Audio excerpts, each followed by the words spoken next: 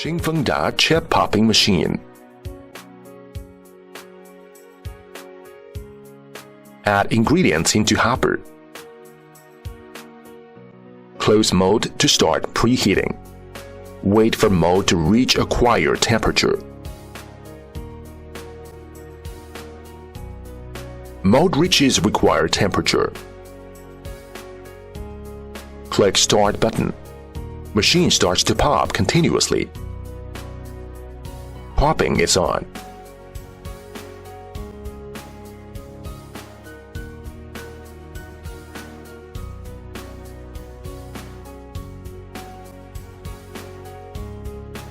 Machine can produce cereal chips with different thickness.